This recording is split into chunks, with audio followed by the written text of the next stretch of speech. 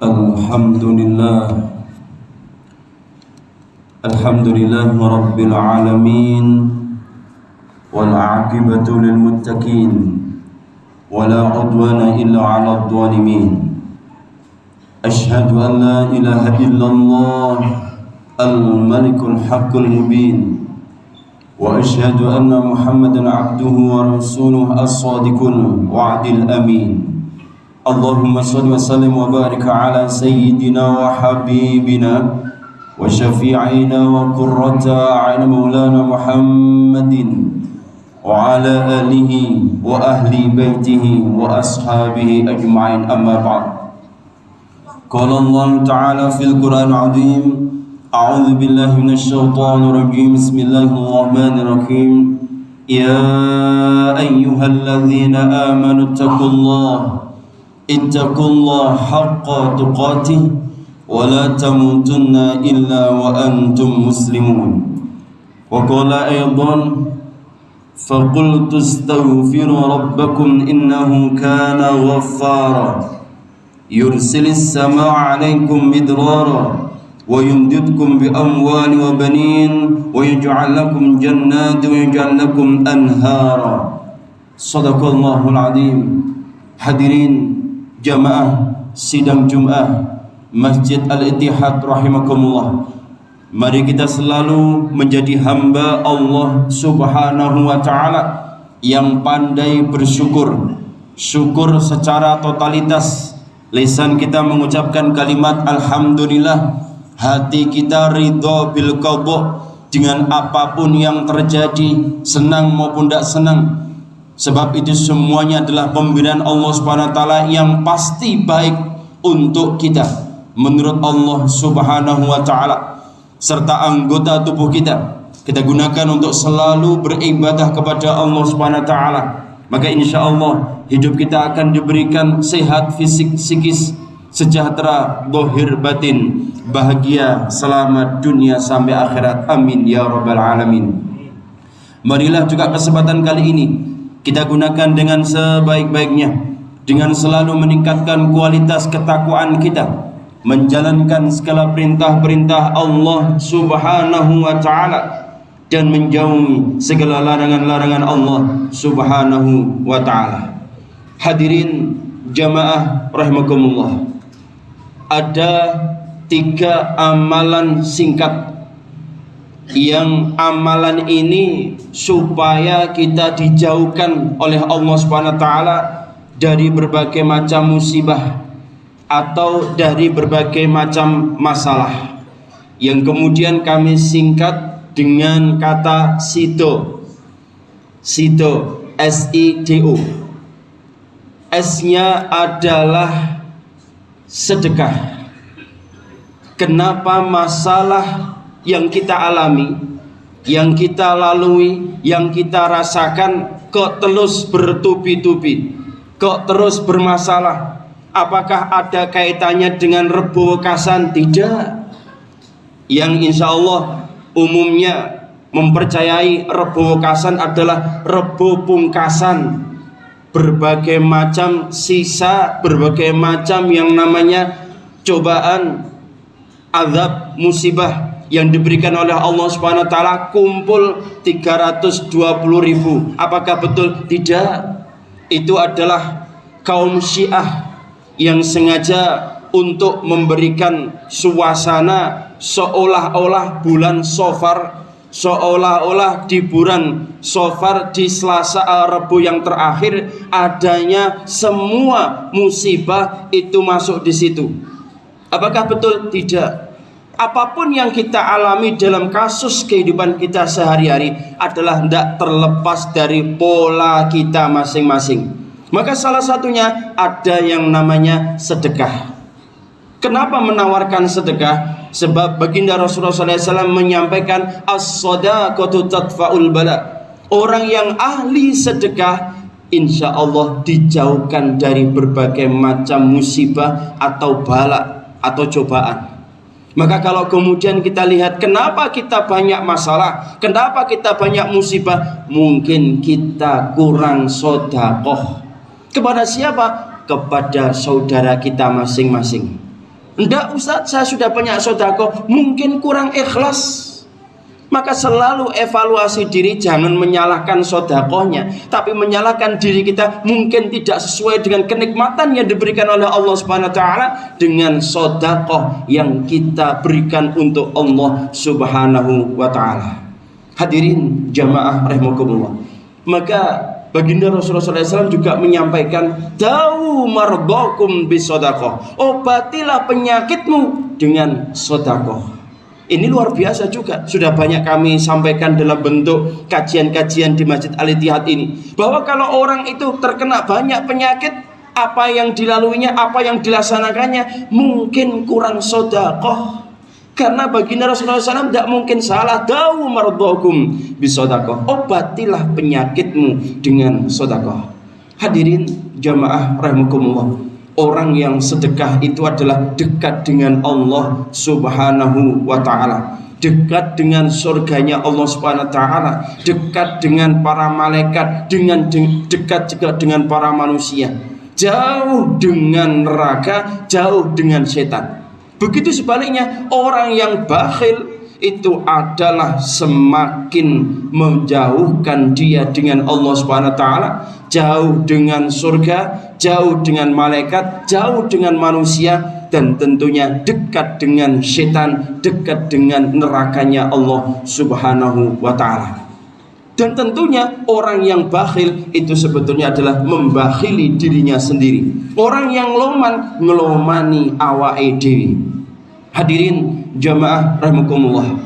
Orang yang ahli sedekah, jangan khawatir, pasti dikembalikan oleh Allah Subhanahu wa taala dalam bentuk sesuai dengan yang kita butuhkan, yang kita sesuaikan dalam kehidupan kita sehari-hari. Dawuhnya mana? Gusti Allah dawuh dalam surat As-Saba ayat 39, "Qul inna rabbi yabsutur rizqa liman yasha'u min 'ibadihi wa yaqdiru lahu wa ma anfaqtum min syai'in fa huwa yukhlifu wa huwa khairur raziqin." Katakanlah wahai Muhammad, sesungguhnya Tuhanku melapangkan rizki kepada siapa yang Dia kehendaki di antara hamba-hambanya, dan menyempitkan suatu apa yang kamu infakkan, pasti Dia akan menggantinya.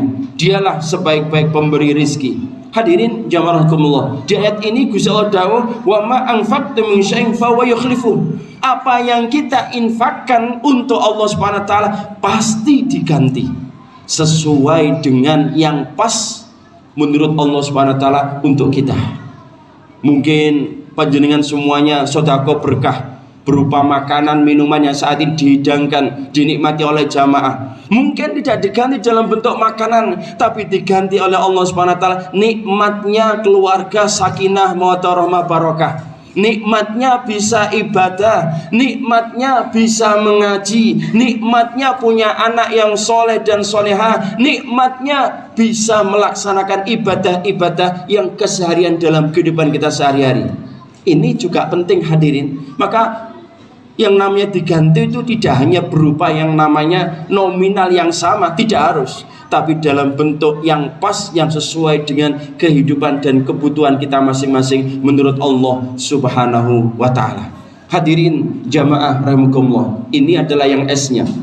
Yang I-nya dari kata sido adalah istighfar, jaluk sepuro nang Gusti Allah. Hadirin jamaah rahimakumullah, Syekh Hasan Al-Basri pernah ditanya oleh 3 orang dengan pertanyaan yang beda-beda.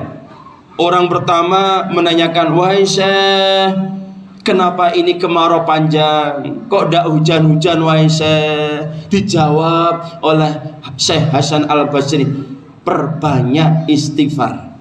Suatu ketika datang lagi ada orang yang datang menuju Syekh Hasan Al-Basri. "Wahai Syekh, saya ini tidak punya anak, istri mandul, tidak punya anak lama sekali, padahal sudah nikah, sudah usaha macam-macam, tapi ternyata kok tidak punya anak. Bagaimana Syekh?" "Perbanyak istighfar." Datang orang ketiga lagi, "Wahai Syekh, saya ini mencari rezeki, mencari usaha, kok sulit, kok tidak bisa, tidak ketemu-temu yang pas." Jawabnya Syekh Hasan Al-Basri, perbanyak istighfar. Akhirnya kemudian 3 orang ini mengadu kepada Syekh Hasan Al-Basri, wahai Syekh, dari kami punya masalah yang berbeda-beda, 3 hal yang kami ungkapkan, tapi ternyata jawabnya 1 cuma istighfar. Kemudian Syekh Hasan Al-Basri menyampaikan, apakah kalian tidak melihat, tidak membaca Al-Quran surat Nuh ayat 10-11. Gusti Allah dawuh, faqultu astaghfiru rabbakum innahu kana ghaffara yursilis samaa 'alaikum midrara wa yumdidkum bi amwali wa banin wa yaj'al lakum jannati wa yaj'al lakum anhara. Maka aku berkata kepada mereka, mohonlah ampun kepada Tuhanmu, sungguh Dia Maha Pengampun, niscaya Dia akan menurunkan hujan yang lebat dari langit kepadamu, dan Dia memperbanyak harta dan anak-anakmu, dan mengadakan kebun-kebun untukmu, dan mengadakan sungai-sungai untukmu. 3 hal yang diberikan oleh Allah Subhanahu wa taala bagi orang-orang yang ahli istighfar, yang ahli njaruk sepuro nang Gusti Allah. Yang pertama, akan diberikan hujan yang lebat, yang di tempat itu tidak banyak atau mungkin musimnya kemarau, tapi ternyata warganya diajak untuk jaluk sepuro nang Gusti Allah, istighfar nang Gusti Allah, tidak lama akan segera diberikan oleh Allah Subhanahu wa taala hujan yang lebat. Yang kedua, akan diberikan anak, akan diberikan keturunan bagi yang tidak punya keturunan, atau mungkin diberikan oleh Allah Subhanahu wa taala jodoh jika memang belum punya jodoh. Ini yang mau menyampaikan Allah Subhanahu wa taala pasti benar. Yang ketiga, kalau memang sulit rizkinya, maka akan dimudahkan rizkinya oleh Allah Subhanahu wa taala. Dan ini garansinya yang memberikan adalah Allah Subhanahu wa taala. Hadirin jamaah rahimakumullah. Dalam surat yang lain, surat Al-Anfal ayat ke-33, Gusti Allah dawuh, wa ma kana Allah yu'adzibahum wa anta fihim wa ma kana Allah mu'adzibahum wa hum yastaghfirun. Allah tidak akan menyiksa mereka selama kamu Muhammad ada di tengah mereka, dan Allah tidak akan menghukum mereka sementara mereka memohon ampun. Ada 2 hal di ayat ini, surat Al-Anfal ayat 33. Wahai Muhammad, saya tidak akan memberikan azab siksa di negeri ini, di tempat ini, jika masih ada kamu wahai Muhammad. Ini yang kemudian ditafsiri oleh para ulama, berarti Kanjeng Nabi tidak ada, solawatnya masih ada, maka perbanyak baca solawat. Yang kedua, tidak akan memberikan azab di tempat itu jika di tempat itu adalah orang-orangnya ahli istighfar kepada Allah Subhanahu wa taala. Maka hadirin jamaah rahimakumullah, ayo koreksi diri kita masing-masing. Kok hidup kita sulit, punya masalah yang bertubi-tubi, mohon maaf, mungkin anak nakal, cari apa kok sulit? Perbanyak istighfar. Nanti yang dandani anak, yang dandani lingkungan, insya Allah Allah Subhanahu wa taala akan menyelesaikan. Yang memberikan kemudahan dalam proses kehidupan kita adalah Allah Subhanahu wa taala. Ini adalah SI, I-nya istighfar kepada Allah Subhanahu wa taala. Doanya apa? Atau DO-nya apa? Adalah doa kepada Allah Subhanahu wa taala. Kita ini jangan alergi dengan doa. Jangan alergi dengan doa. Perbanyak doa sesuai dengan kita mau kepada Allah Subhanahu wa taala. Nah, kita mau kepada Allah Subhanahu wa taala banyak, maka doa. Kenapa doa menjadi lantaran wasilah supaya dijauhkan dari musibah dan masalah? Sebab ad-doa yughayyiru takdir. Doa itu bisa merubah takdir. Apapun bisa dirubah lewat doa, asal kita yakin klik dengan Gusti Allah. Yang kedua, doa itu ad-doa mukhul ibadah. Doa adalah puncaknya atau sumbernya ibadah. Maka perbanyak doa di hadapan Allah Subhanahu wa taala. Ad-doa silahul mu'minin. Doa adalah senjatanya orang beriman. Maka kita perbanyak doa kepada Allah Subhanahu wa taala supaya takdir kita dirubah oleh Allah Subhanahu wa taala sebagai senjata kita. Dan doa memang yang hebat kapan? Di saat kita sujud menghamba kepada Allah Subhanahu wa taala. Kapanpun di saat sujud itu.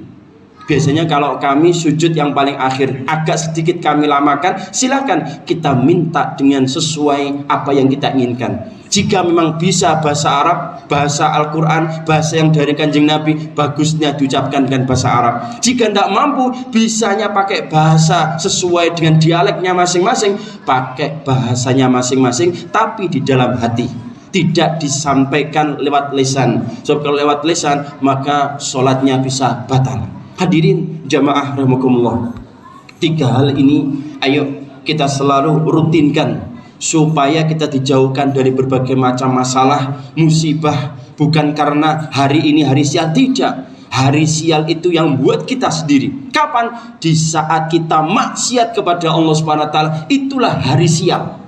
Di saat kita tidak mau ibadah kepada Allah Subhanahu wa taala, padahal itu ada sarana ibadah, maka itulah hari sial yang membuat diri kita masing-masing. Moga-moga dengan yang namanya sedekah, rutinkan sesuai dengan kemampuan kita masing-masing. Kemudian istighfar, rutinkan. Kanjeng Nabi minimal 70 kali istighfar kita kepada Allah Subhanahu wa taala, atau 100 kali minimal. Mestinya memang lebih. Sebab kalau Kanjeng Nabi 100 itu wajar. Kanjeng Nabi tidak banyak doa, maksum, langsung ada garansi masuk surga. Kalau kita mestinya lebih, karena kita potongannya adalah bukan ahli surganya Allah Subhanahu wa taala. Maka minta pada Allah Subhanahu wa taala, ayo kita istighfar sebanyak-banyaknya sesuai dengan kemampuan kita masing-masing, dan perbanyak doa kepada Allah Subhanahu wa taala. Hadirin jamaah rahimakumullah, moga-moga yang singkat ini mampu mengetuk diri kita masing-masing, sehingga ada perubahan sikap, perubahan tingkah laku, perubahan yang lebih baik lagi. Dan moga-moga diberikan oleh Allah Subhanahu wa taala umur-umur yang barokah, rizki yang barokah, keluarga yang sakinah mawaddah rahmah barokah. Diberikan oleh Allah Subhanahu wa taala generasi penerus yang soleh dan soleha. Moga-moga dimudahkan semua urusan kita, urusan dunia sampai akhirat. Dan moga-moga jika suatu saat kita semuanya meninggal dunia, moga-moga ditakdirkan dalam keadaan husnul khatimah, husnul khatimah, husnul khatimah, serta kita semuanya moga-moga ditakdirkan oleh Allah Subhanahu wa taala masuk surganya Allah Subhanahu wa taala bersama teman-teman kita, sahabat kita, guru-guru kita, kedua orang tua kita, dan moga-moga bersanding dengan baginda Rasulullah sallallahu alaihi wasallam. Amin ya rabbal alamin. أعوذ بالله من الشيطان الرجيم بسم الله الرحمن الرحيم والعصر إن الإنسان لفي خسر إلا الذين آمنوا وعملوا الصالحات وتواصوا بالحق وتواصوا بالصبر أقول قولي هذا فاستغفر الله إنه هو الغفور الرحيم.